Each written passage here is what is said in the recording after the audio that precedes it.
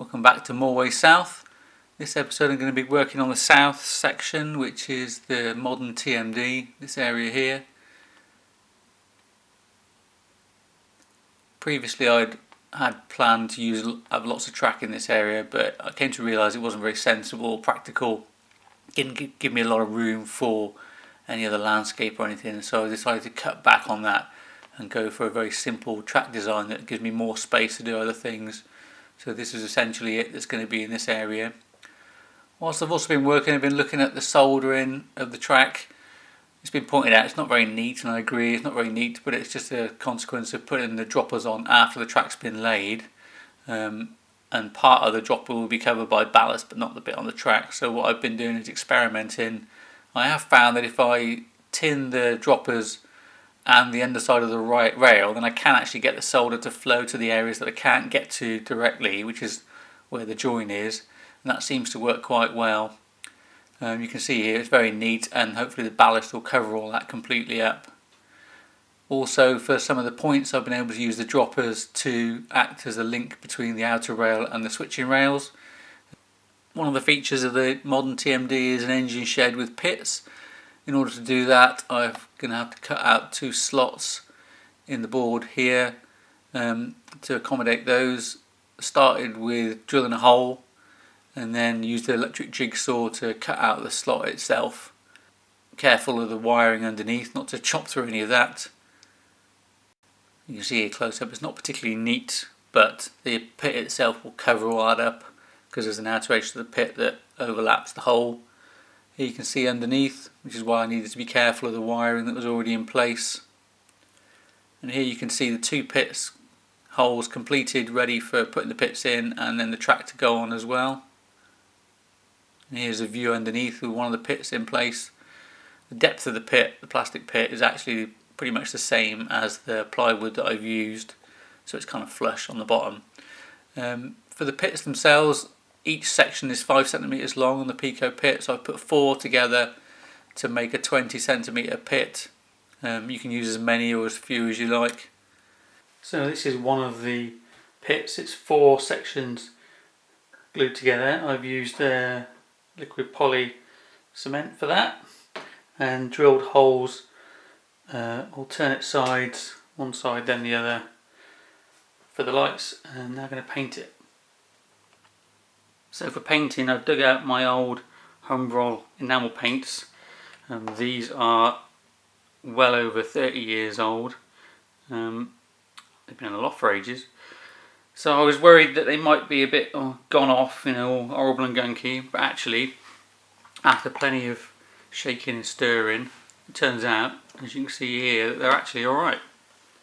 But the problem with enamels is that you need thinners, and you've got to wash the brushes in thinners, and it's a lot of palaver. And in the intervening period, something new's come along, and that is acrylic paints, which are water based, so you can wash the brushes in water and you haven't got all the faffle of thinners. These are ones I got from the local model shop, Humbrol range. They've got a vast array of different colours and different finishes, so I bought these at my local model shop. Unfortunately, the light grey one I bought for the inspection pits was dried up and solid inside, so I couldn't use that, and I couldn't be bothered to go back to the shop. So I had a bit of research online and I found these. These are a range of acrylic paints called Citadel from Games Workshop, and they're used to paint their little model figures. Chap in this shop said they're very good, good opacity for covering other colours. Again, acrylic, so washable with water. Got some strange names on some of them, so I got those. But then I got thinking, well, I've actually got the enamel paint, and I've actually got thinners left over from Humbrol. So I've got all the gear, so rather than just chuck all my enamel paints, I might as well actually use them. So that's what I've done. So using this matte number 64 light grey enamel, I've painted the inspection pits. That's the original colour you can see there, that cream, and this is the light grey.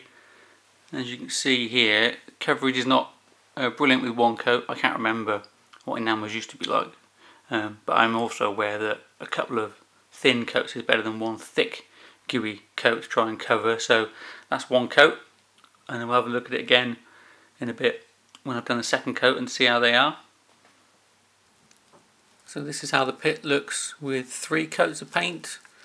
That's completely covered up the cream colour from underneath. In the bottom of the pits is a drain, and there's also holes underneath where the ties are for the rails, and so light might show through from underneath the board for those. So what I've done is glued some black card to cover up the drains and the tie holes so that it's completely dark apart from the lights that I'm going to put onto the sides to shine through the holes into the pit area.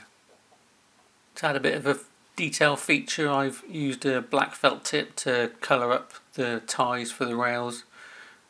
I had a practice go on one of the spare bit of pit and found it's quite difficult by brush with paint, so I've just used a black marker pen, and once the rails are put in, that looks quite good. Here you are in close-up, you can see how tiny they are, so how difficult it would actually be to paint by brush. These are the LEDs I'm using. I bought these on eBay. These are the T0603 LEDs. They're surface mounted LEDs, but they've been supplied pre-soldered, and they are 1.6mm long, 0.8 of a mil wide and 0.9mm thick. So you can see here they are compared to the 00 gauge track, and they're absolutely tiny and ideal for sticking on the side of the pit to shine through the holes. They're also going to come in handy for doing other lighting on the project. So to hold them in place, the wiring is very delicate, so I've used masking tape to hold all the wires in place and also to hold the LEDs in place. They don't get particularly warm in use, so they should be okay to have just tape over there. I didn't want to glue them in place, nothing too permanent in case I have to change them or one goes. The leads are so delicate for the pre-soldered LEDs that I've had to attach a thicker wire in so that I can actually connect up the electricity supply through terminal blocks. This is how the lights look on a 1K resistor, nice and bright, 2 each side shining across the pit to enable the workmen to work in the dark underneath the locomotives. Overall, I think the effect's really good. I'm looking forward to doing some more work in this area, putting the buildings on and all the equipment. Come back soon for another video. Next thing I'm going to be working on is the goods shed area, which is a much older area, and hopefully that'll be coming on rapidly to get that area completed. So come back soon. Thanks for watching. Bye bye.